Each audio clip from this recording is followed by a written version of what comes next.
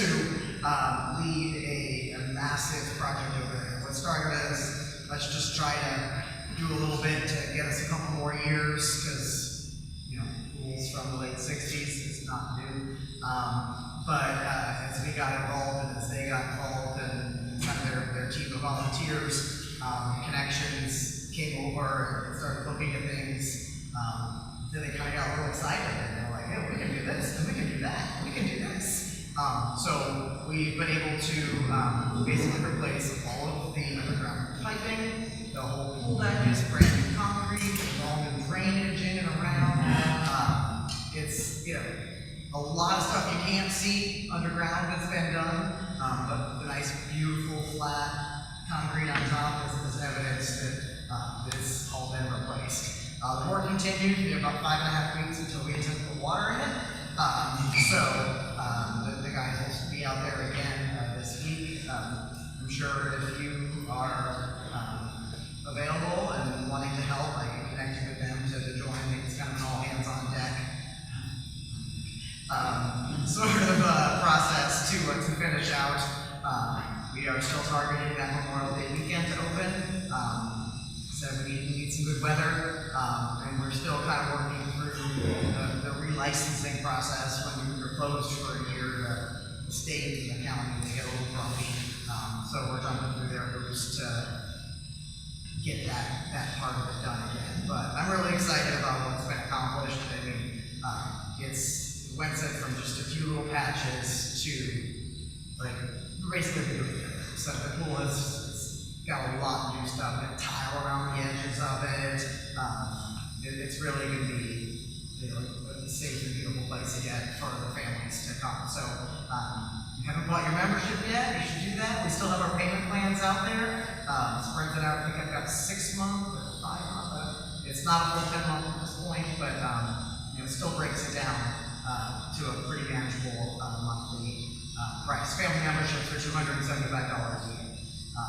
So you kind of can't beat that for an entire summer of in the neighborhood, walk, send your kids on their bikes, kind of community activity event place. We are in the process of interviewing and hiring a snack bar and lifeguards. So really could still use some more lifeguard applicants. We've got a couple, which is still better than we had a couple years ago. So yay. But unless those kids want to work like 50 hours a week each, we're still a little short. So, you know, anyone who is 15 that would get their lifeguard certification, please encourage them to do that. I do have a connection. You can probably get it taken care of on site, but not again until after we open. So if they can do a Red Cross class or a Y class, they get a license before the summer. That would allow them to start work on day one, and they would make back the money they spent for their licensure instantly. So very exciting. So still a little, you know, few more hoops to jump through with the licensing, and you know, still work to be done. You know, with those finishing touches, but it's going to be really exciting. From a community activity standpoint, we've had, again, more successful partnerships here with the John Wesley United Methodist Church for our Christmas event last year. We just had an Easter event here. I call that a partnership because they took it on and did it all themselves, and we thank them for that. But we are again going to have our July 4th parade, probably have some events in the pool, you know, and can't not have the Halloween parade again, because what was born of COVID necessity kind of became like, we have to have this every year sort of event. It's turned out to be a pretty good one. So it's kind of what we got going on. Oh yeah, I'm sure we'll have the Christmas event again this coming year. Those are all held here, and you know, so the folks here at the church are awesome to partner with, and really creative, and they have people who help set things up and arrange things, which sometimes is something that we as a board are lacking. So not forever, but you know, so it's nice to have that approach. What kind of work is being done on buildings that are already open? So the guys are still going to be doing a little bit more concrete work added reinforced concrete, added tile, kind of changed the height of the pool deck, so reworked the stairs a little bit, and fixing up, because you've been in the pool at all in the past few years, you know, our plaster on the sides of the pool is old. So his part of the repairs that we did, some of that, and we got some of them off, there's some plastering that will be done. We need, you know, anyone could help and use help with like mowing and landscaping around it, and just keeping up with the grass. If anyone has a lawnmower, someone stole the one that I had there, so I could use a lawnmower. I could just went missing one day. I thought maybe a neighbor used it, and let's never came back. Just kind of do some painting, paint in the bathrooms, and paint some fencing and some of the outside of the building. Since we ended up doing more of the pool, more of the plumbing and the deep, you know, construction type stuff on the pool, we didn't really do the building side of things as much. It was going to be like a little pool, little building, and then as we kind of got the pool part, like, we're going to kind of put all the money into there, because we can, that's a kind of a once in a, you know, 50-year type of project to have everything dug up. So it seemed to make most sense. It's open, let's do it all. And so not as much on the building side for this year, but there's other things. But we still definitely do want to get some paint and stuff. So you got teenagers that want to paint inside bathroom walls, or you want to paint some bathroom walls, or paint some fencing. We could definitely use some help. So just always have to message me on Facebook. Get you ready to. There are hard projects, but they're time. Well, there's still some hard projects. The church is leaking up, but there's plenty of time-consuming, simpler projects that, you know, can handle that kind of on anyone. Skill or skill. You can teach it. You know. How many memberships do you have? I have not run that number lately. It's not huge yet, but usually it comes, like, they join, like, you know, first week of June. Would love to see, you know, more people get in there early, because there's a lot of expenses that, like, the most expensive month of operating a pool is May. We're not even open because of all the licensing, and obviously water is a little bit expensive, and we have a lot of it. We'll be, you know, using, so we get some pretty intense water bills right off the bat, the initial chemical orders, and then all that. So there's a lot of upfront costs. So if you haven't joined yet, just do it. Get her done. So we can spend that money. So we can open, and my kids would kill me if they were finished. So they were on me all the last summer. Mom, why is the pool not open? I told you guys. Pretend. So when we open up in May, state front, a really different looking slip up. The fellows from John Wesley just showed front. They would come over and let us spend 2 to 4 hours in the morning. And then some. They spent whole days there. They told me how many labor hours it was at one point that they had done last year. I think I blanked out because there were so many. But I mean, you know, pretty large groups of men. I mean, most all of them probably average age 70. You know, the retired guys here at the church spending, you know, significant portions of their week doing literal back-breaking work to help us. And then we had a neighbor or a local company that does like landscape design and concrete and that type of work. Got involved, and he had his crews, his professional crews there, many days, many hours. If you saw, like, you know, large pieces of equipment, like backhoes and dumpsters and concrete trucks and all that stuff, that was all done. So we paid for materials. Like, we had very little labor expense. Only a couple people we had labor expense on. So it's been pretty amazing to see just the generosity of the church, this company, you know, for what we're getting done. I mean, the pool is the heart of the community, right? I mean, it's the center there. You know, I wish even more people really saw it that way, because really could have a lot more members, we got room. But it's an important piece to the community, and they see the importance of it, and losing that would be, I think, pretty rough. It's a selling point for the neighborhood. Some houses in the neighborhood say, we got a pool. That's kind of cool. So I hate to lose that, and because I have 2 kids, and I want to be for at least like the next 8 years, you're gonna have to be busting my butt to keep that thing going. So anyone who maybe has like babies and wants to be the next generation of pool manager, let's go. But it's been a lot of work for the guys that have been doing it, and beyond. One to add just a couple of numbers, if you use Yes. the number many and lots, that was in the community, they've led the effort for them. But the parts that are interesting with this is when we first agreed to help do this project, when Fire Station said that maybe help us a little bit, we estimated it would be maybe $500-600 to do it. Now, much later, volunteers from John Wesley have invested over 2,000 hours. The guy that Mary was referencing that owns a landscape company, he's donated over 1,000 hours of effort to make this happen. So when they had looked at what this would cost if you went out and asked how they could do it, it was way over 100,000. When we get done, it's going to be around 35. And so we're getting close to have enough money, but we don't.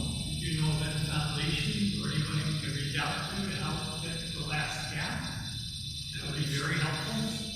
We're a little bit short, but that doesn't mean we're going to stop. We're going to get finished. If it stops raining. And then we'll be back to schedule. But when I made the project. Yeah, so or Facebook Live, if you couldn't hear over there, they were saying there's 2,000 hours, labor hours of church volunteer, 1,000 labor hours of the company volunteers. We get about $35,000 expense right now, whereas if we hire a company, it would then go over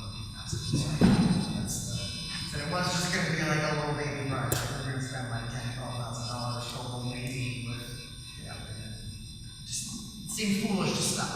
Once it was like, well, we just take this section out, well, that section's bad too. Well, that one's not any better, and well, then we found this leak. Well, there's a leak, now let's rip it all out. Underground protected, did a bunch of leaks. We knew we had leaks from the baby. Well, that was a given for a variety of reasons. And we expected it was probably a year or 2 big holes because it's old. There was quite a few. And some of them were pretty difficult to find and required a lot of creative engineering to, figure out how to get to them and get it all connected. I think it's a project that we've had a very difficult time doing it. We haven't had Bruce coordinating everything.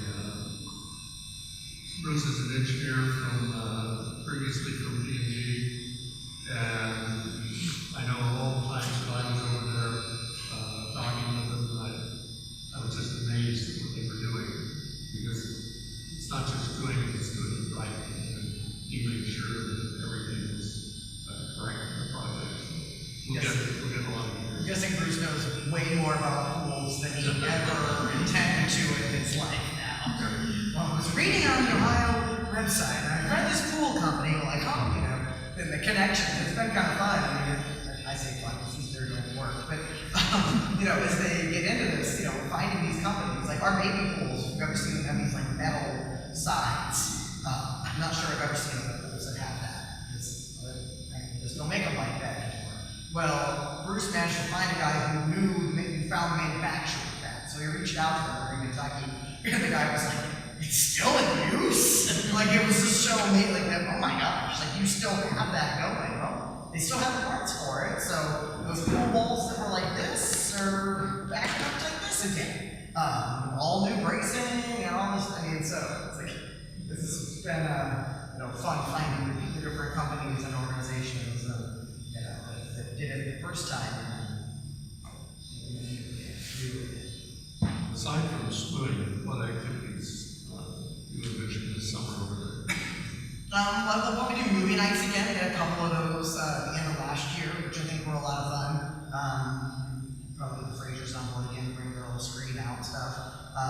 And then, I got the event plan or private event form out there, so families can rent the pool for birthday parties, graduation parties, whatever, neighbor parties. So I think that'll take up some, hoping to get a lot of those, because that's a lovely revenue source and a great way to introduce more people to the pool. But we'll have around the 4th of July parade, of course, we'll probably have at least one day of like a public swim type thing. Then we get like an ice cream truck one of the days and stuff. But we kind of get in and see how we're rolling, see what kind of our student or staff, how it comes together. But I'm open to more ideas if people want to join me. Can't do it all. So I'm glad you mentioned that. I was looking for some fundraising ideas when you said the pool's closing, because I too have babies that love the pool. yeah, and you live across the street, Yeah, so I have to say thank you. My kids have been swimming in pools since they were 6 months old. So thank you for giving us back, because last summer was fun. yeah. So I was looking at opportunity for fundraising, so I'd love to kind of think about some things we could do. I saw some fun rubber ducking races from, getting people to buy bags and all that stuff. But with that, so I think my question, and I don't have a good answer for it, and I wish that I had the time to do it, but this summer, not last summer, obviously the summer before, we had some major behavior issues that I think detracted people from wanting to join or being there. Yeah. So I wonder, I know we hire lifeguards, we hire usually it's younger folks that are working in the snack bar. Is there an opportunity to hire maybe a retired person that would be interested in kind of monitoring? I tried to monitor, but I got called everything in the book when I tried to address it with these children. And they weren't members, they didn't live in the community, and they didn't want to hear anything that I had to say. So I don't know a good plan of action for that. We don't know the best direction on how to handle that, but I know in conversations people are like, I want to join because of this. Yeah, well, I'm hopeful because 2 years ago was the first year we had lifeguard issues. The lifeguard shortages have been, you hear on the news for all these other places, but the year prior to that, 2021, we still had lifeguards. So I was like, so that's other places. We got built in, 1,500 houses for kids. We got lifeguard, but that's not gonna be a problem for us. Until 22, there were no lifeguards. No one wanted to do it, and I think just not having a lifeguard in the chair. Typically they're say a year or two older than the kids in the snack bar. And not to be sexist, but usually it's a girl, and girls tend to be a little more mature even for that age, and not usually as scared to call out kids when they're being bad. Boys have a hard time, I think, yelling at another boy around their age, but you put a girl up in a chair, she's usually pretty cool to get on. A little whistle at least. And that helps. So, we've got a couple lifeguards I know. Don't we have some adults that have said There have been, we had a few that have stepped up. and they were older. Yeah. I just hate to see Budget is, not be effective. If people have said they were going to help out. yeah, so I'm hopeful that the pay them, probably not a whole lot, because the budget is not really looking phenomenal. We'll make it work. But the payroll was handy, because that's generally the payroll and water. Yeah. So, like I said, I think we have some lifeguards. I'm really excited about the group of kids that have applied. There are some very good names and families in that mix. And a lot of times when you have them, their 14-year-old kid working in the snack bar, that usually means mom and dad aren't on it. Or, that's when they'll come swim too. I know a lot of those parents would not put up with it. A big part of it is, we have to try to stay on top of it so that especially if I'm not there all the time, I always tell the kids to call the emergency police number. If there's a situation going on, don't be afraid to call it. It's not like calling 911. You're not going to get yelled at. The police are circling and, they'll swing by, and I'm sure just one visit with the cop car might keep the kids kids from coming back. If they're, still there when the police were trained on it. So I encourage everyone to have the non-emergency police number in your phone, because it's a great way to get a hold of them at the pool or elsewhere. And that number again is Yep, 513-729-1300. 729-1300. So, put that in the phone. So, but yeah, it's I'm optimistic because of the group of kids that we've hired, or we're hiring in the process. But there's some girls that will be in that lifeguard chair that I don't think they have little brothers. I don't think they'll take proper care. So, yes, we love adults.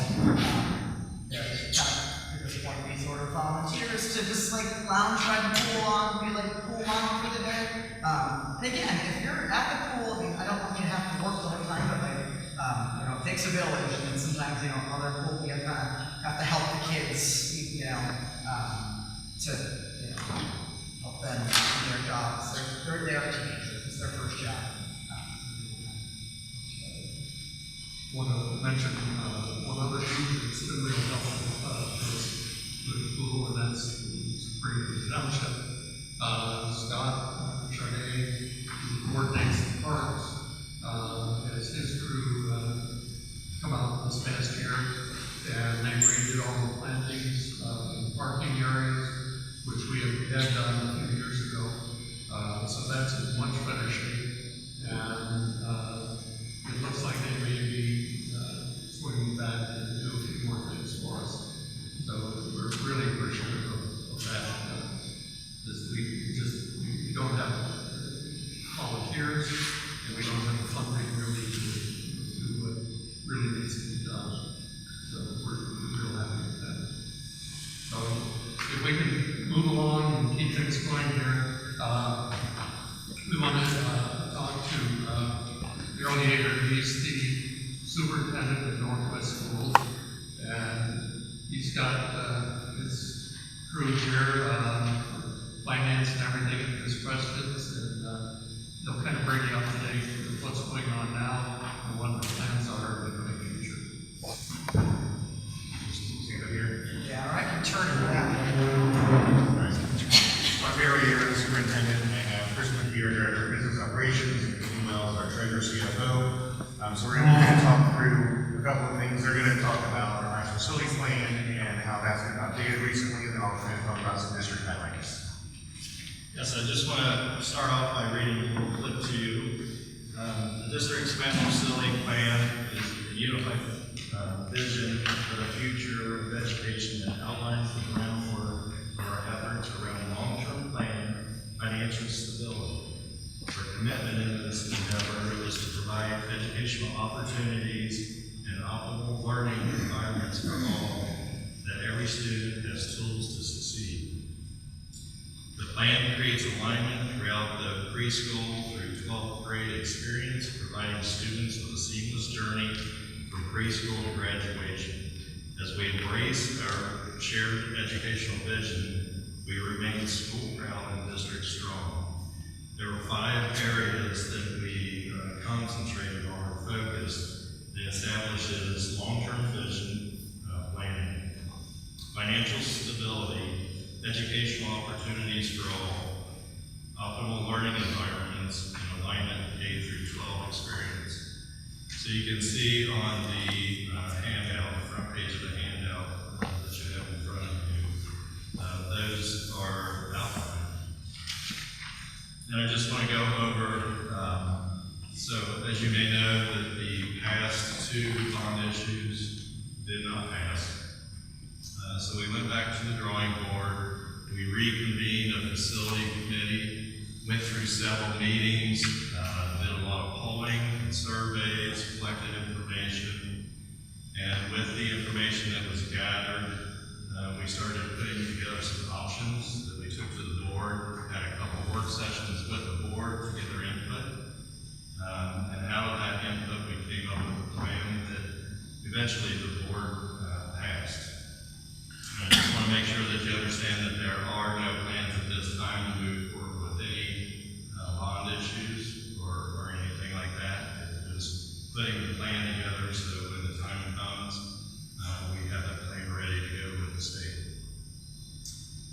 included in this plan was we would start off by building the Colerain Elementary preschool at the existing Houston Elementary site. And so that is kind of off-site from where the current elementary school is, which would free up space to build a new middle school at the Colerain Elementary School site. That would be a combination of Colerain Middle School and White Oak Middle School. We would then also build a single high school at the Colerain High School site, and then we would combine the two high schools there, and then we would build a new Pleasant Run Middle School at the existing Northwest High School site, and then they would have those existing athletic facilities. So that's really all I have, unless you have something else or any questions. Currently working with the state to try to increase the state share of the future project. Past project was at 22%, so we're trying to increase the state share so that will be a less burden on our community. We've also set aside $20 million in the Master Facilities Plan Fund to help our community offset the cost of the future project. And we have developed a capital improvement plan to maintain our three elementary plus Walker Heights elementary so that they don't have a deferred maintenance as our older buildings have right now. So we're looking forward to the future, maintaining the buildings that we have now, planning for future improvements, and working with the state to increase those. I do have one question about the numbers. You mentioned the surveys and polls, which I partook in, and I was interested in were those numbers released? I know there was a plan, we saw like what came of the numbers that you said you got, but were those numbers ever released to the public so that we could see the math, like the numbers, the total numbers of what people voted or preferred? Yeah, they were presented at one of the work sessions, so, so yeah, they were in there. Really, yeah. And they're attached. You go on, we ask for it to send to you. Yeah. And then for those who are watching, if you go to our website and find the minutes for the work session, they'll point with the information. So in addition to that, on the back, there's some highlights that talk about some of the things that are more on the district. So I'll just kind of talk around it. Our preschool was reevaluated this year. It's been a 5-star preschool since it's been open, and since the state's been evaluating preschools with the STAR method. It was reevaluated this year, maintained its 5-star method, its 5-star rating. Our kindergartners, coming out of the preschool, are accelerating at really high rates. In fact, our entire kindergarten class, not just the ones who know our preschool, are exceeding the national growth percentages for kindergartners in general. So we're seeing a lot of growth coming into the schools. We also have really exciting work around the science of reading. The governor has talked a lot about trying to really make the science of reading kind of statewide initiative. We started that years ago, and our elementary teachers have been going through a 3-year training process. It's like taking multiple graduate courses every year for 3 years around the science of reading. And this year, our 3rd grade students take a fall reading test. And the fall reading test is basically, are you proficient at the 3rd grade level in October? And this year, we had an 11-point increase in that, and our students are scoring now better in the 3rd grade test than they did in the last 10 years. So we're seeing tremendous gains in that reading based on that investment in that science of reading that we've been working on. So, and that's the performance in October, saying that they're already at the 3rd grade level. So they take it again in the spring for the kids who didn't pass in the fall, so we're expecting that to continue to increase. We also, as we move up the grade bands, we're seeing a lot of progress around gap closing. Gap closing is looking at different demographic groups and making sure that gaps between the groups are decreasing and that every student is achieving at the highest possible level. We're seeing a lot of gains there. Our graduation rate continues to be really strong, so 4 stars for that. We have a strong partnership with Butler Tech, and a lot of our students are in Butler Tech programs. Those are great opportunities that our students have maximized opportunities with. Because of our partnership, Butler Tech has career tech programs on the site at each high school. When we merge into a single high school, we'll maintain the same number of programs, they will still be in the high school. So we'll still maintain those programs and those opportunities for kids. So that is a positive, and a lot of our kids who are involved in those programs are excelling. We have over 51 national qualifiers based on how students do, based on their student organizations with the program they're in.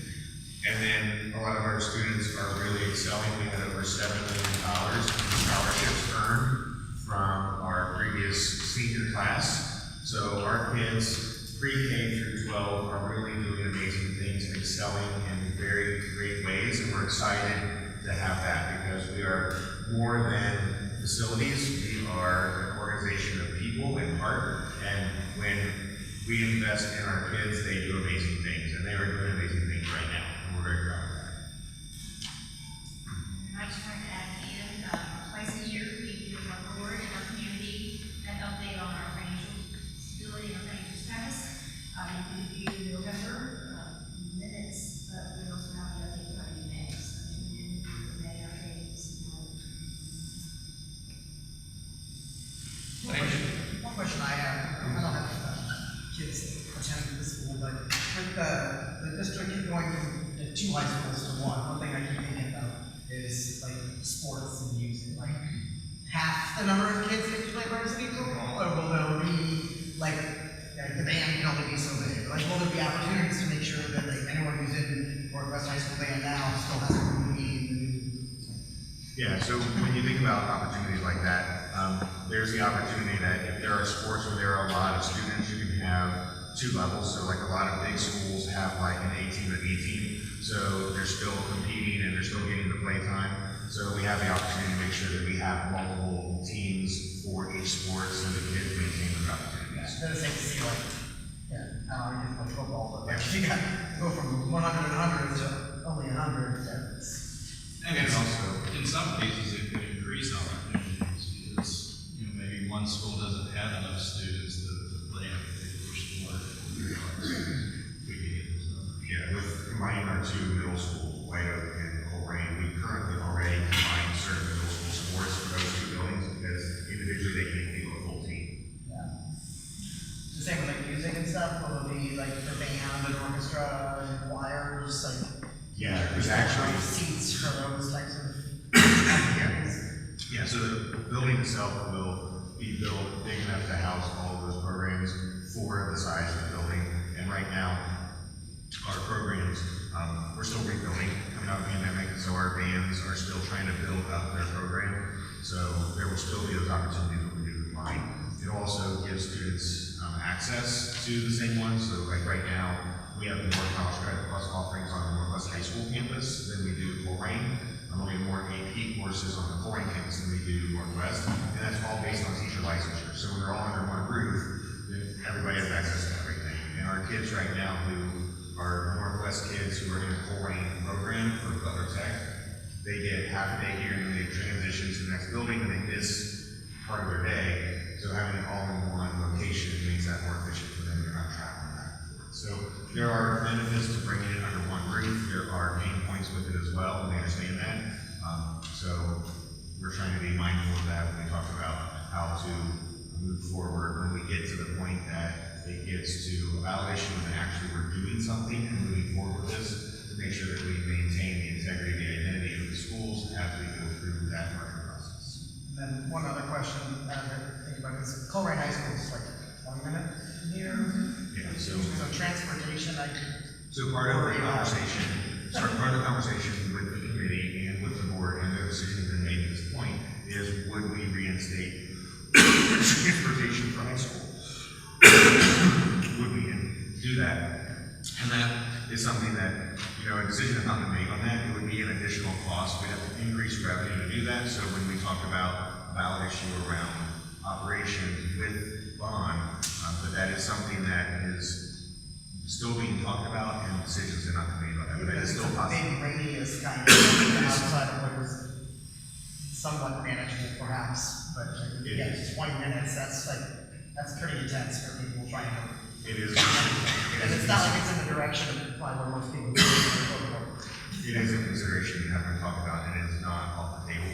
Because we are a large district, we're 52 square miles. Yeah. So it's a lot. Biggest geographics. I think another question on my mind is the safety of merging two schools, specifically at the junior high and high school level. I mean, high school level is merging the two. What is the plan? How, there's already behavior issues, there's already safety concerns, there's sliding, there's all kinds of things that are currently happening. What is the plan for a much larger population, and how do we ensure our kids are safe? So with any size population, it's always about supervision, expectation, and enforcement of expectation. So we've actually seen over the course of this year about a 25% reduction in fights in our schools. So our schools are safe, and we are seeing reductions in some of those behaviors based on some of the strategies we've been putting in place just this year. As we look at building new schools that are bigger, part of it is looking at when you do the design of it, how you design the flow of the building to make sure that you're not crossing paths and just creating congestion that's unnecessary. And it's about making sure that you have some of those ways to make a big school feel small. One of the things that really can help with that is those relationships between knowing students by name, story, strength, and need. If I'm in proximity of an adult who can call me by name and say, hey, we're not doing that here, there's a big reduction in the behavior simply because there's presence, supervision, and there's not anonymity. So part of that is the design, the implementation, and the structure of making sure that you have a small school feel inside the large school environment. And SROs, would there be an increase in that number, or? Yeah, we already have increased SROs over the last couple of years, and so our police presence, we have SROs, school safety officers that are at all of our levels, and so we would still maintain that presence at our buildings. Yeah, so a lot of it's about staffing for students, right? So typically they're putting more students together, but also maintaining the same amount of staff.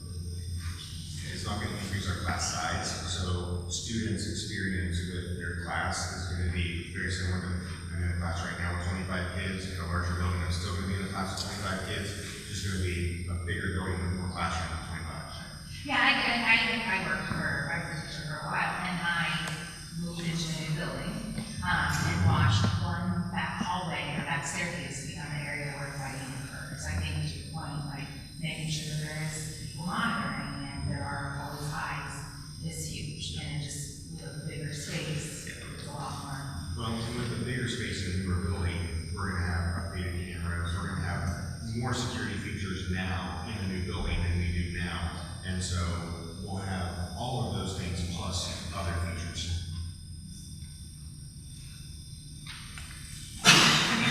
Any other questions? Thank you.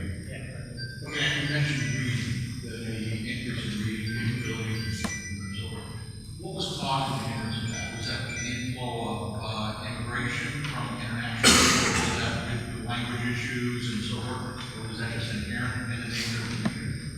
No, what it really was about alignment and unification of the instructional model so that when students are getting reading instruction, they're getting a common, consistent structure and tiered approach so that the alignment and the instructional methodologies align to what the brain-based research says students need. So the science of reading, I apologize, I'm trying to take one road, but what we've been training our teachers on is the systematic and programmatic implementation of a strategic way to implement phonics, and because there's 5 big ideas of reading. You've got alphabetic principle, phonics, fluency, vocabulary, comprehension, and making sure that you have a systemic, strategic approach to how that's layered and implemented in a very clear way, and making sure that all of our staff are trained in the same model. Because when they come out of different colleges, they teach their own slang.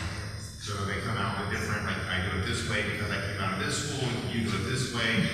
This took all of our teachers and said, this is our way of doing it. So that unification has been huge to make sure that we have that. Plus, we have a lot of progress monitoring and benchmark tools so that we can implement and monitor where kids are and strategically intervene based on skills. So that really fine tuning of our system, our alignment of our instruction, and the monitoring of student based on student-specific skills has been why we've seen a big gain. This, our student population, although it has shifted over the years, we're not seeing that as being what's hindered us. It's been more about structure this year. And that's been true of, I'm not saying this is weird, that's true of other schools happening, the same thing as well, I happen. The what? Other schools do the same thing. Yeah, so the governor made a priority in the last budget bill. The science and reading became law in Ohio that it will move that to public schools, not move in that direction. And so that's been a focus for the state of Ohio, from the governor, for the public schools, and we were ahead of that with some of the research we had done to get moving on improving reading in schools. And the gap you had in students, what was the fact that you began? So federal law mandates that public schools test at certain grade levels and certain like reading or math or science choice.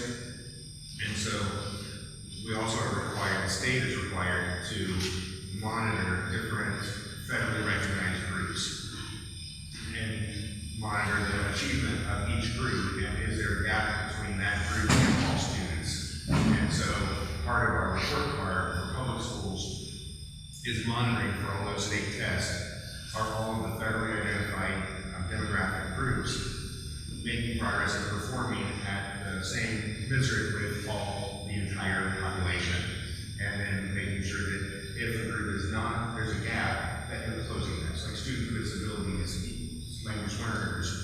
And so we're judged as a school district on, are you closing gaps for those federally identified groups?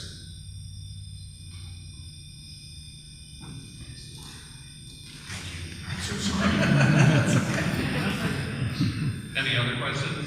Just say it's planted on all the beautiful flowers down there.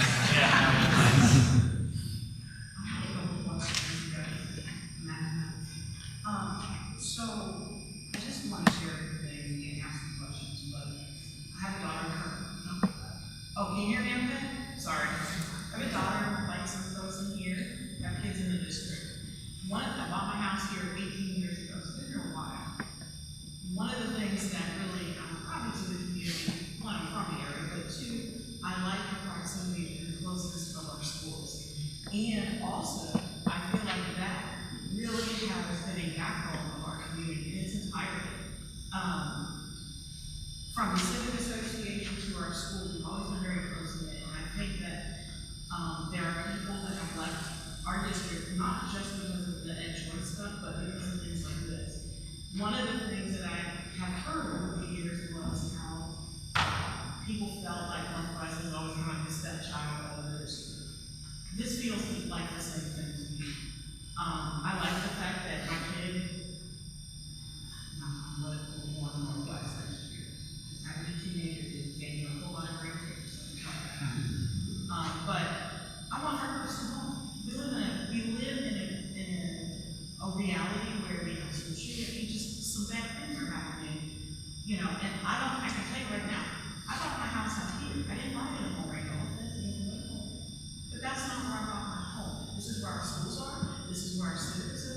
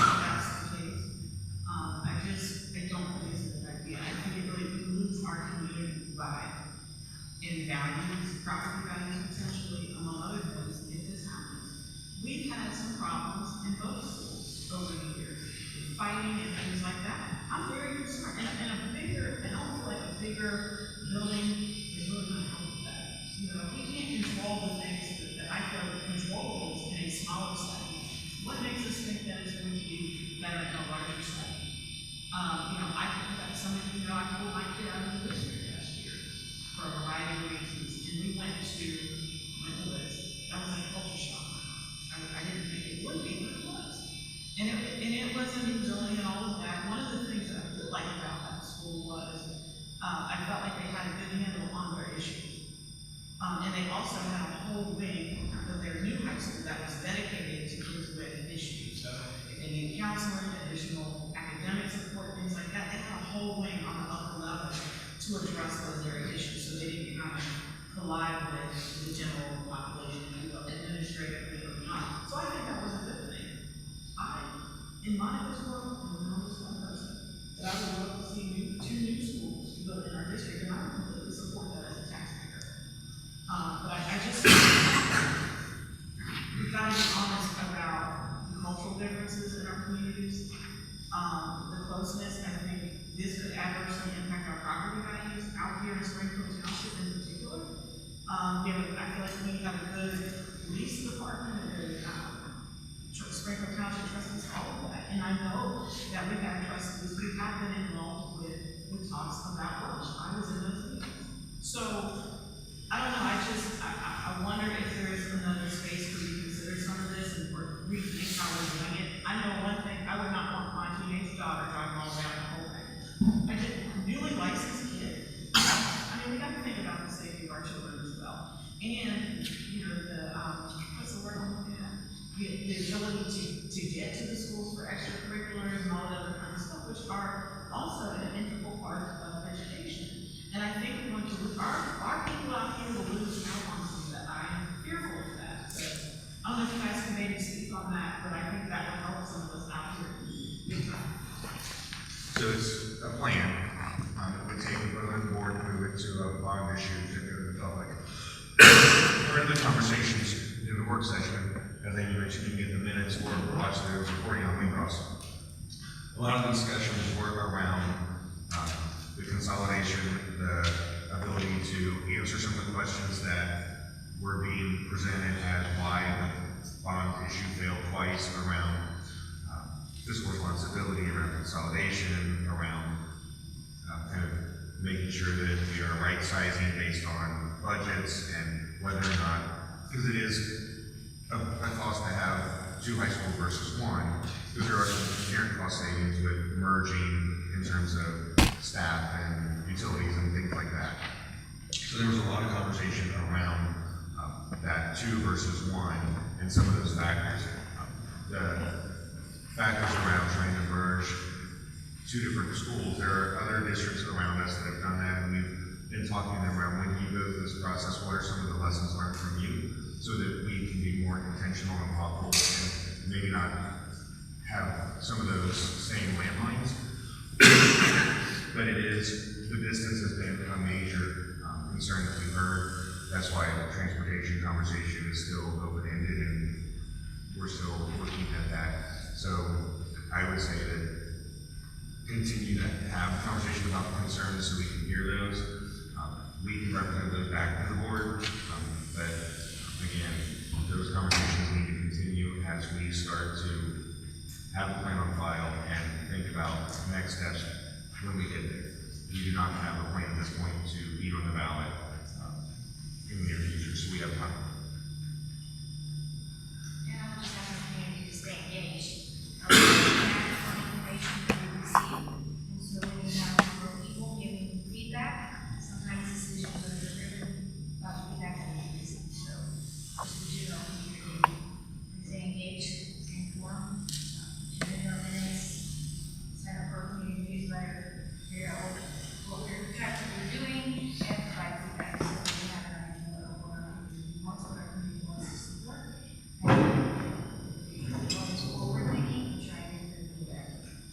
And we're only as good as the information we get. So if we have a survey that goes and you look at the data, it was about 4,000 people. We have over 8,000 kids in the district, and we have 40,000 registered voters in the district. And so we're not getting a majority of people's voices. So we need to make sure we continue to get more of those voices into the conversation so that they're heard.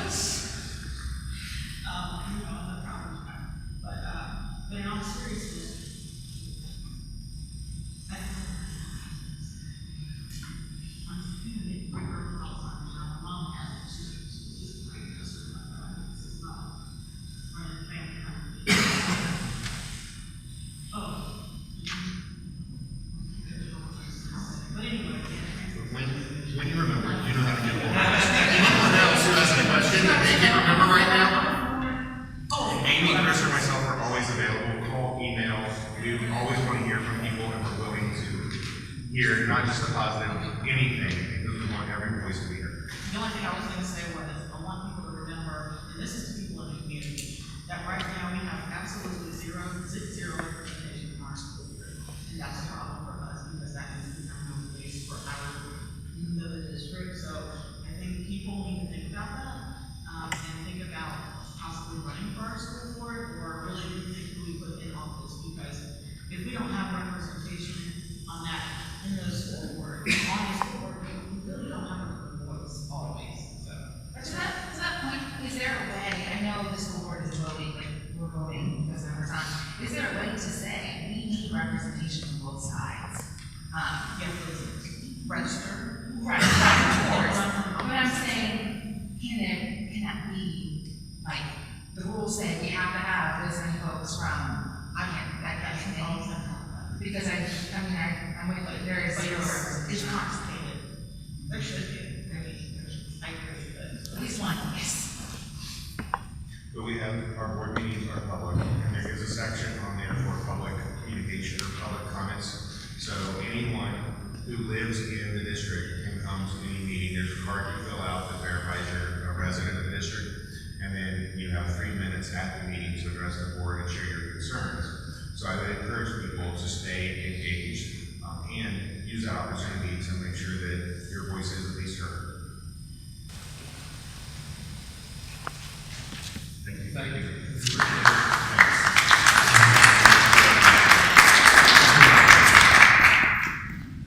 Next, we're going to hear from Scott, and he's going to go over a very important topic, which is our roads.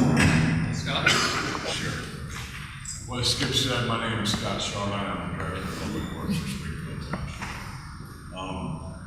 I don't know how many people in the room here lives on any of the affected roads that are being repaved. If you do, you should have received a letter. But I can go over the roads that are being done. There's Elkwood, Freestone, Fellsmere, Forester, Lorton, and Fall Road. We're doing all those roads. Exactly. We did Elkwood, I think, a few years back. We've got that. Forgive me, I've only been in this position for about 1 year now. So what's been, there's some questions I might not have the answer to. But I'd like to explain the costs on this, just so I think it's good for all of us to know. So the overall project cost of what we're doing right here in Pleasantville Farm is $2,466,408, which basically equates to $284 a foot for road, complete resurfacing, complete curb, and then basically manhole adjustments to catch basin repairs. So the cost is just absolutely astronomical. I'll go over the project phase, how that's going to pretty much work out. We'll come in, we'll mill 3 inches off of the existing asphalt. We'll come back and we'll put a leveling course of asphalt down.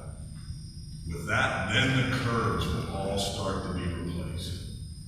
You'll start to see the brand new blacktop being cut out. Everybody right now will say, why in the world why are we tearing up this brand new blacktop? We need to do full depth repairs there. So all of the construction trucks, there'll still be buses going on still till probably to the end of May. And you'll see the reflection in the street. So then you have to dig that out and go down 12 to 18 inches, fix it, make a base repair. So we got that phase. Then we'll come back and then we'll put another 1.5 inches back on. I received a lot of calls about apron replacement. How the apron replacement is going to work is the township will cut back 3 feet of the apron.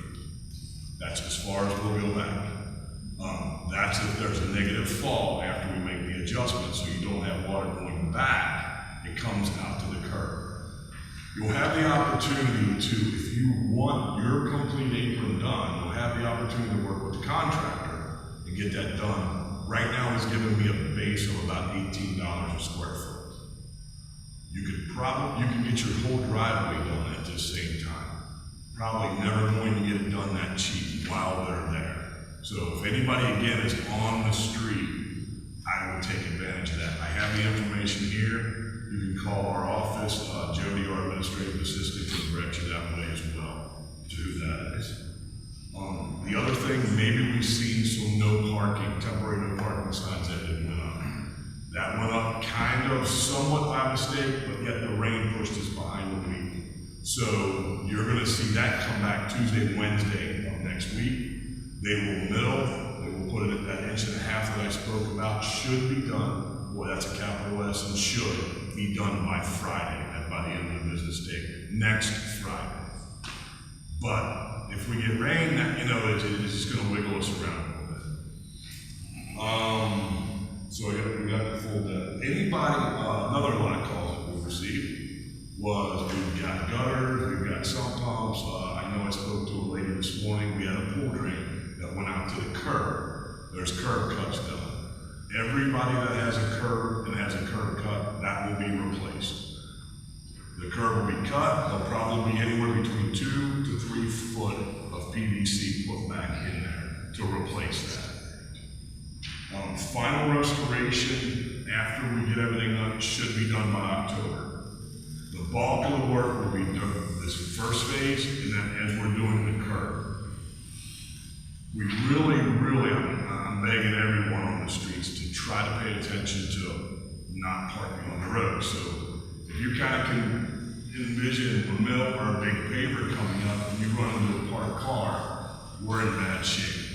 So we're making every effort to try to touch base with that owner. But at the very end, I'm gonna have to get with Chief Needhouse and we have to get that car removed. We can't, like that construction cost, you guys can understand, we can't hold that. That's where I've got on-street parking, limited driveways will always be accessible. If there is a problem with the contractor, anybody here or has a problem, ingress in the driveway, get with me, I'll leave my car, get with me immediately, we'll get that taken care of. I went over the aprons, and just, please, I'm asking if on those streets, as we have the no parking, please try to adhere to that as best as we can. That's pretty much all I got for what the paving is going on. Anywhere else, we'll do routine maintenance as things move forward. The one last thing that I have is, I was back and forth with Skip quite a bit on this. We've got a new Pleasant Run Farm sign to be put on. Skip and I were going back and forth, whether it's on the mill or whether it's at Cedar Creek in Kemper. If you guys remember, there was a small one right there on Mill, like going north before you got to Hazel Grove. This one we're looking at is almost 4 by 8. It's kind of got the nice logo, it's huge. I'm really worried about the visibility when you come out of Hazel Grove. So we're gonna kind of almost literally take a piece of plywood up there and a couple of guys and kind of see how maybe we can turn it. I think that's probably going to be the most effective place to put it for the visibility, and then if that doesn't work, then maybe we'll have to go to Cedar Creek. So, that's pretty much all I got. Does anybody have any questions or comments on the road project? So there's a link on the website for comments. I put my name and they were there, I think less than 18 hours. Right. But it said the same thing. So if you've got something that you drive over every day in the neighborhood, it's going to take your time. Just fill out the form, they come. And that's a good point there. We've never had an administrative assistant within our public works department. Just a month ago, we tried to figure out how can we get that. We were able to get that. Got it approved in the beginning of the year. Got somebody. She's really, really good. Been with us probably going on about 6 weeks now. Still learning the ropes, but we're trying to get personalized service. And I think sometimes she'll answer the phone during the workday. Sometimes people they can't believe somebody answered the phone. You know, or even for that matter, if you leave a recording, somebody will call you back. So that's, I think, the township, the board, the administration, we're really trying to hone in on customer service, hospitality, the best we can. Keep in mind our, resources always limited. there's no questions, I'll leave my contact info here. Has my cell number on you. Anybody welcome to call me anytime. I'll answer any kind of question I can try to. Okay? All right, thank you. Before we move on, I'd like to mention that all the times I've called Scott's office, they have been playing a lot of things. I mean, they just amazed me, because usually I think, it might be a week or something, and his men will be there, 4 hours later. They've really been good, so, we're real pleased with them. Well, Chris had an important day on Tuesday. He became the chief of police for Springfield Township.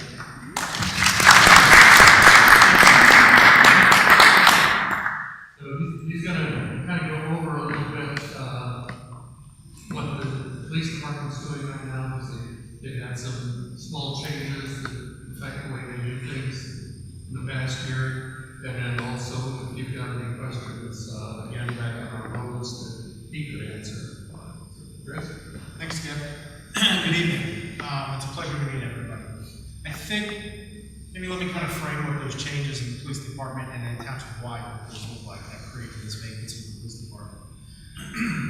I think one of the things that the township administration really looked at is how do we increase the efficiency and effectiveness of our public safety services. Quite honestly, Springfield Township is a large community. It comes with a lot of run volume, a lot of calls for service, both on the fire and EMS side and the law enforcement side. So I think in order to kind of effectively manage both of those services, and then with the retirement of the fire chief, I think this was a really good opportunity to put a director of safety services in the township administration. That was former police chief Rick Bly was promoted to the safety director.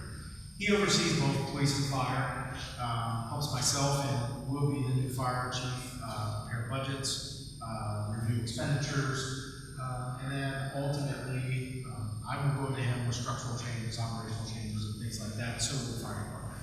So it's kind of that one-stop shop for safety services. And I think at the end of the day, that job was originally oversaw or overseen by our town administrator. Now we have that one dedicated person to oversee both of those. So I think you'll probably see a little bit more efficiency and effectiveness with both those departments. It's something we're extremely excited about. So with that, Chief Bond is promoted to that position, created a vacancy in the police chief's position. I was appointed the next police chief. A little bit about me, I've been with the police department for about 25 years. Well, I actually just started in the 25th year. I've had the opportunity to do everything across the board in the police department. I was a narcotics investigator for a long time. I was a patrol officer. I went into our impact unit, which focuses on neighborhood concerns, violent crimes, and those types of things. I was promoted to sergeant. I went back to the drug task force as the commander for the county drug task force for about 4.5 years. I came back and went into supervisor on criminal investigations, our detectives division. I was promoted to lieutenant and captain, and then here on Tuesday to chief of police. So I've had a very experience across the entire organization. So I understand the needs of each one of our communities, each one of our neighborhoods, and then how all of our services in the police department we can use to tackle and address those issues in a specific neighborhood. So I'm real excited for that. I'm currently talking with supervisory staff right now and all of our personnel. Kind of talking about direction, changes, priorities, focus, and those things of our organization. So I'm real excited about that. Everybody I've spoken with so far is really excited about some of these changes, and I think some of our neighborhoods will see some of these changes moving forward too. So. I think kind of along with that, one of the things that we did organizationally last year, we did a really deep dive into how do we continue to increase that efficiency and those effectiveness. One of the things that we really kept coming back to was really focusing on technology and using technology as much as we can. A couple of examples of technology we put in place last year when we purchased. First, I think one of the biggest purchases, one of the biggest things that we did was our flock camera system, our license plate readers.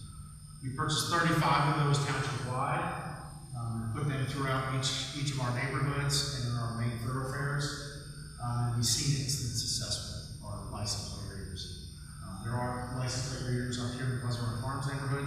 We have them, City of Fairfield has them, and City of Forest Park has those. Corning Township does not have them yet. But I would tell you that within the first few months of those license plate reader cameras being up, it was extremely successful for one of the members of the community. An individual experienced a medical emergency, got into his vehicle, and then just drove away. We were all extremely concerned because there wasn't a cell phone we could track. There was ultimately no way we could locate this individual. And with that capture, the flock camera system, captured the individual in your neighborhood, and within 30 minutes, we found that he had a flock camera in Westchester. We called Westchester Police, they went to the area, and they were found in the area. We were able to get him back home with family and give him some medical attention when needed, which was extremely beneficial. We saw some serious violent crime with our flock cameras. So we almost looked at it as that investment of almost put a police officer there in intersection, the equivalent of that. So I know there's a lot of questions. Well, really, what does that flock camera capture? What are you looking for?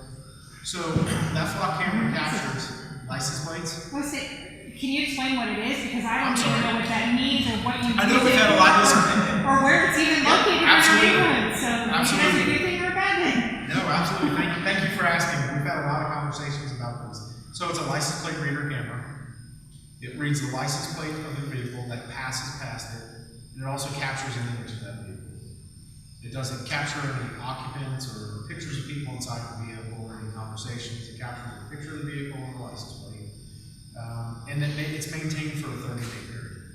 And after a 30-day period, all that information falls off. So it's not like that information is maintained for infinite. What it does is, not only does it capture that, so we can go back and that individual that was lost from your neighborhood, we can go back and run that license plate and figure out where and what community he was in and go and find them. It also gives the officers the ability to search for vehicles by the color, the type, and the make and model of the vehicle. Maybe the vehicle has a bumper sticker on it.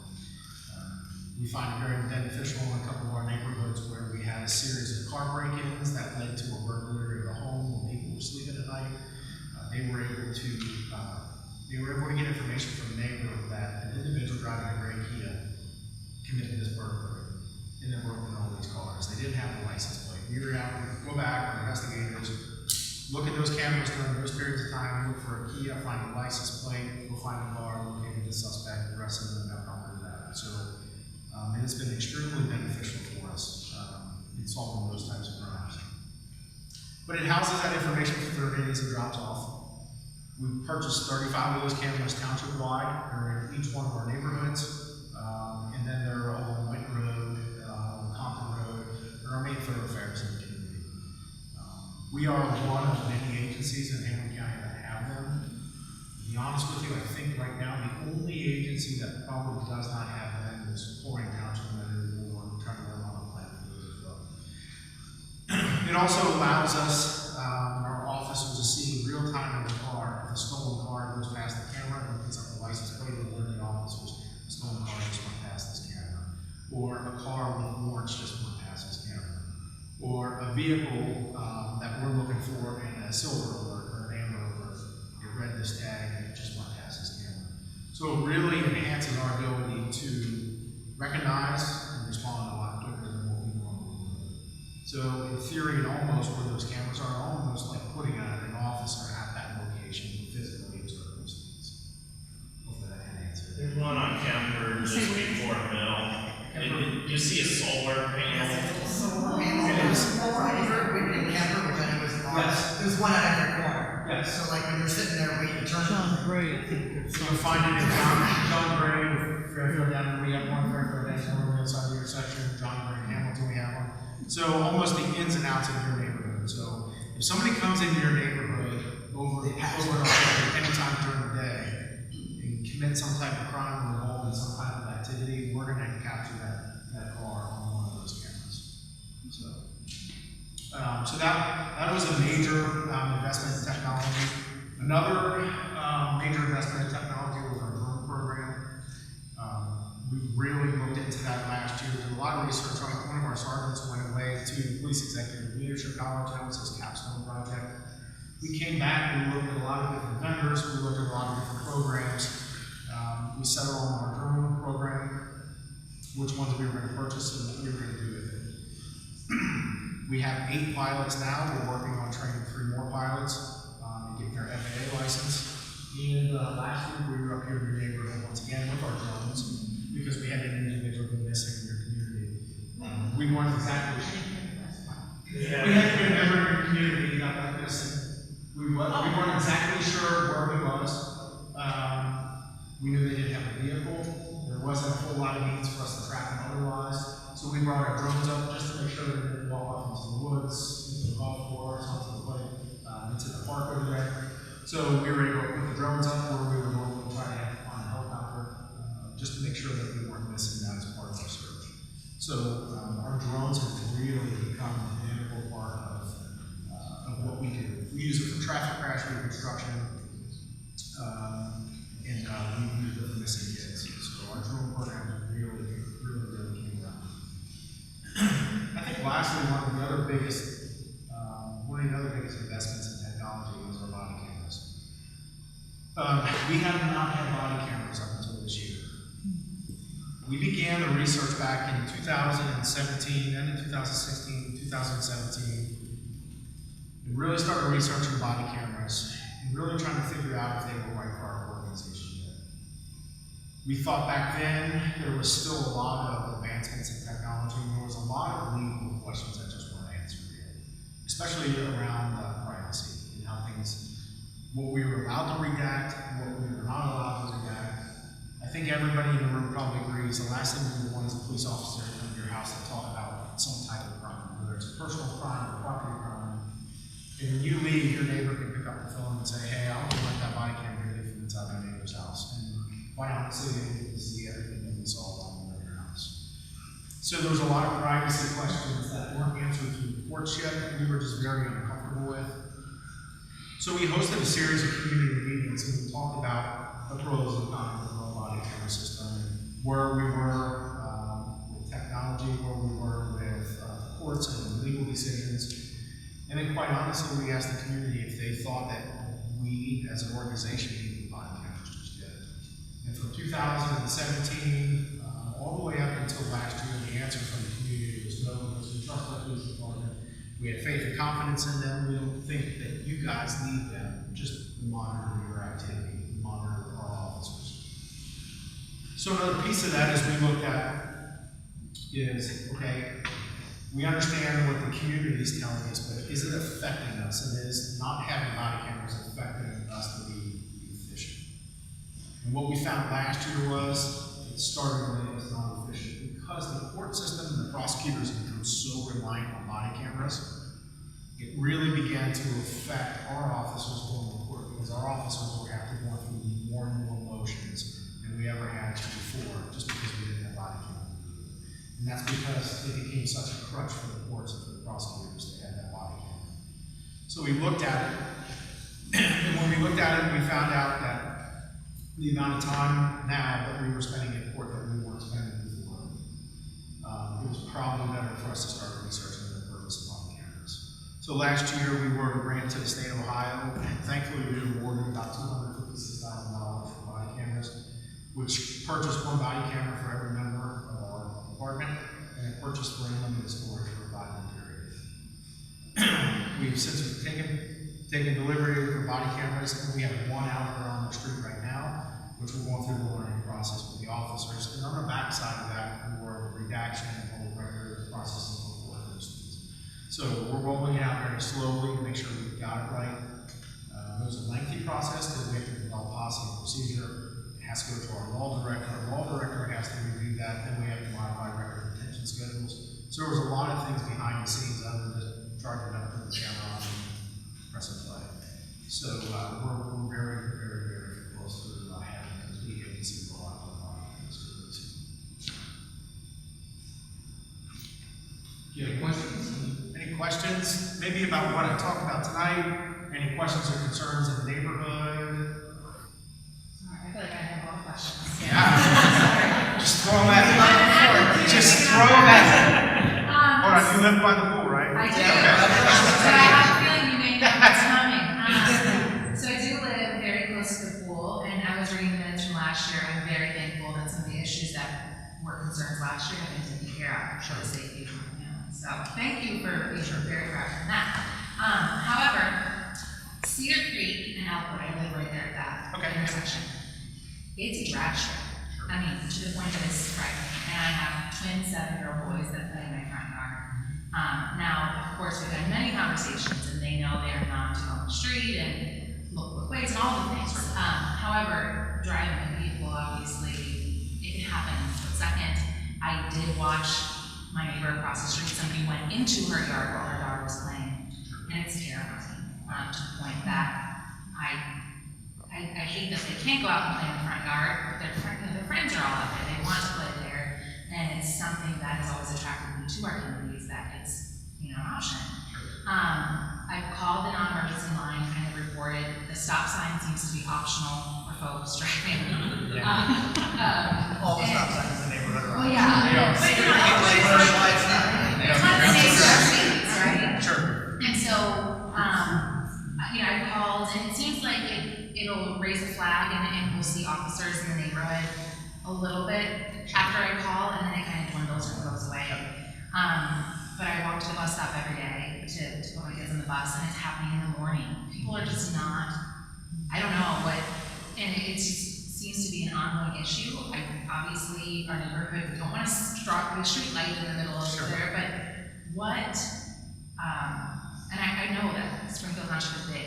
It's a large community that you all have to work to be safe and monitor, and probably one of the smaller items on your radar.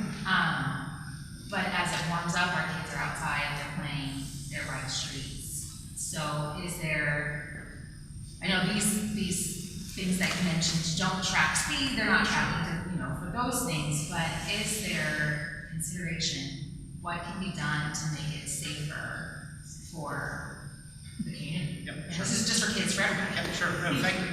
Yes. Yeah, Yes. speed, yeah. Yes. So thank you very much for bringing that up. And you're absolutely right. It's a blessing, but it's not. Our biggest complaint in Springfield Township, believe it or not, from the entire township, is traffic related. It's stop signs, it's speeding. We absolutely address it, and it's a focus for us. I think, thankfully, there are things that aren't so much of an issue for us, right? That can be so much worse. To your point, what we do, and I'm glad that you called, I would say when you see that drop off, please call again. The one thing when we go to all these communities in our township meetings, the one thing that we hear over and over again in the neighborhood is stop signs and speeding, passing the school bus and other things. And you're right, it is extremely difficult for us to be in a lot of those places. So we have a system where we set up the traffic complaints. If you were to call in and say, hey, this stop sign is an issue, it goes in, so when the officers log into their computer in their bar in the morning, they see, hey, these are the traffic complaints that are in there, and they can go to address it. And they might sit there 6, 7, 8, 9, 10 times, cite violators, give warnings, and then move on to the next one. It's very easy for us to just come right back to that. You're right, there are a significant amount, and we try to make sure that we get to each community, each neighborhood, to address those in each neighborhood. We can absolutely come back. What's interesting is, what we found out is, in those neighborhood complaints of traffic for speeding and stop signs, believe it or not, 90% of the people that are committing those offenses live in that neighborhood. And it's not, I know some. I was gonna say, I watched so Yes. I remember cars. So unless there's something a little more serious going on, or there's a driver's license issue, we really try to use that stop. Our officers really try to use that traffic stop as an educational stop and a conversation. And a conversation. It happens. It happens. Warnings needed. This is your warning. It absolutely happens. But it is a very valid concern. It's a very valid concern, especially with the summer and spring right around the corner. It's going to want to be outside more. Our officers understand that. They're focused at that time when they're not responding to calls for services. Please call us. Call us again. We will do everything we can do to get out there and work on that, yes. I know you have another question. No, I think that was my big one. Let me That was my big one. You're only just a safety. Yes, sir. I have a statement, I just moved here from New York City, you guys are slower than dirt.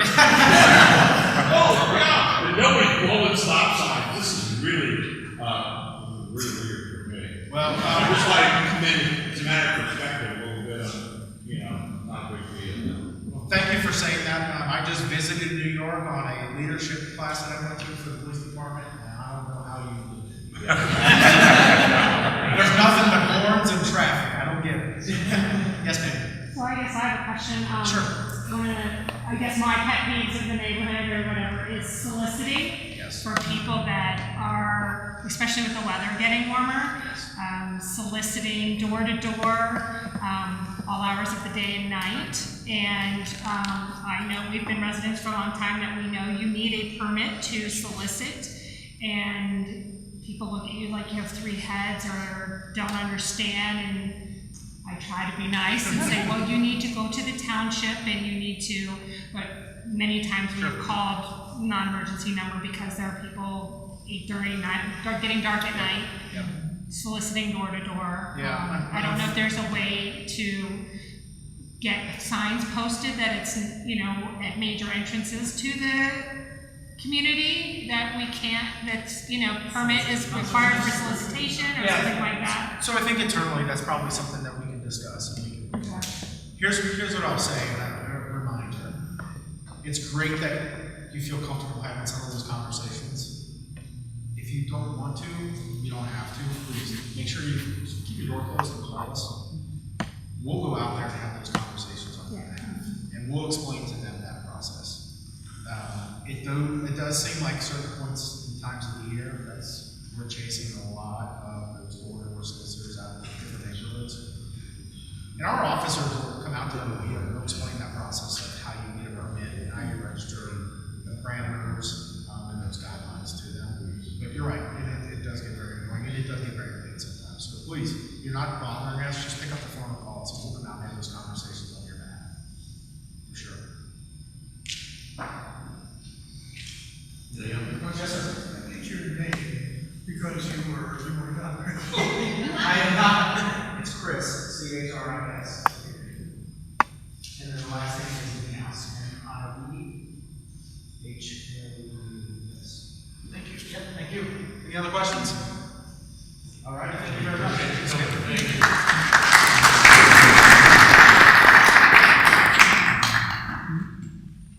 Well, every year we have an election of officers.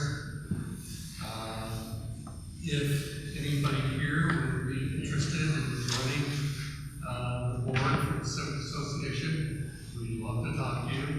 We are in great need of somebody who could handle membership, somebody who could handle graphics. We used to do a newsletter, which we stopped 3 years ago. Yeah. And one of the residents in the neighborhood was doing it. She was doing a great job, and then she had changes in her life, so we lost her. We don't have anybody right now, and as I see, we're moving more and more to things that are on Facebook, on our website, on Nextdoor. So the requirements for the graphics, I think, is changing today. And will continue to change. One of the problems that we have is that it's fairly expensive to print the mailers that we used to do. I'm not sure how many people actually read them. It's becoming very difficult to tell. We're not getting the input from our neighbors. We would love to have more people involved in the association.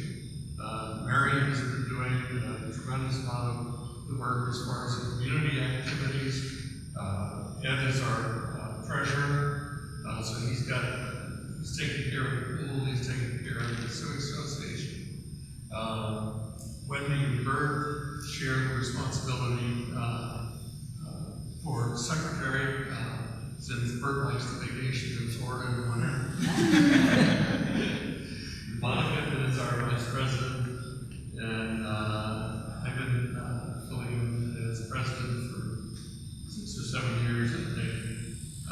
So, you know, we all are active in doing things, but we're really finding there's less and less people in the neighborhood that are willing to, you know, to do things. So anybody who would like to join us, we'd love to talk to you. And even if it's just a piece of the job, you're like, I don't think I can do this whole job, but I can do this. Because then maybe we can find someone who's willing to pick up the other half, but they were too scared to do that.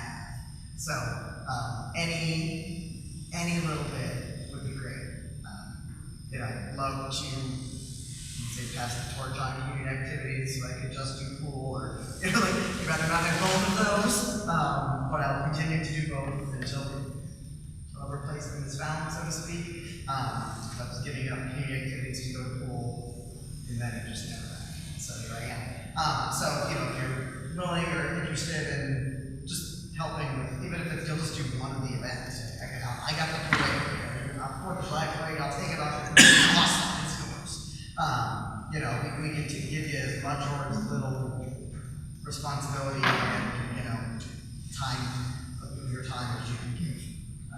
So we've been doing the community activities for a long time, not us per se, but the association. So we have a really good idea of what's required for each of the events that we have.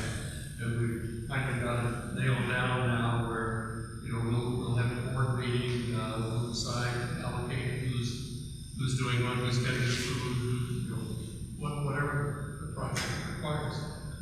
So it's not that difficult. Our biggest project has been our Christmas event, and this past 2 years we shared that with John Wesley, and so we not only have our input, but we have their input too.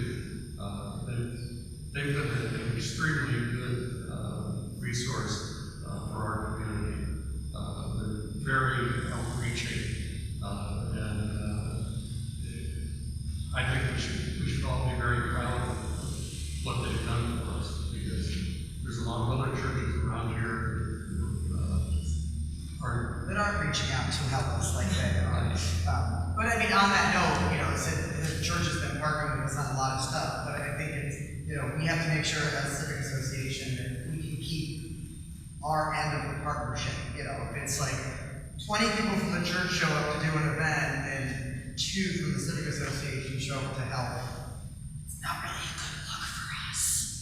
So, like, we could really use, you know, just some more, even if it's, I mean, even like your teenagers, right? Like, I mean, my 10 and 12-year-old did the face painting at the Easter egg, right? Like, the Easter egg, or not the Easter egg, the Christmas event, right? I mean, so you don't have to be, yes, not, you can't do every job, but when it comes to like passing pizza out at an event, or running a food table, or a craft table, or helping, you know, set up tables and chairs, like, give me your teens.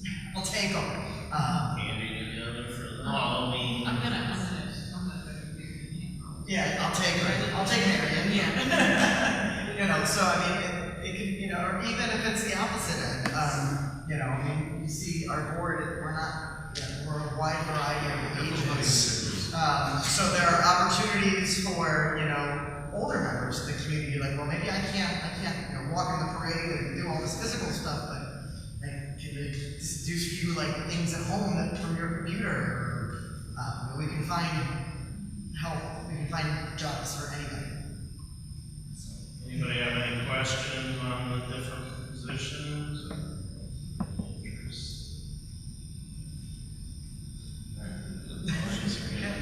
So, or to keep the board the same as it is now.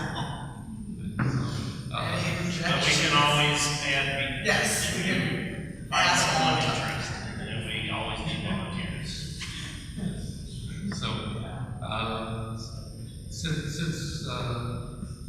since we're ready, Bert, the secretary, you want to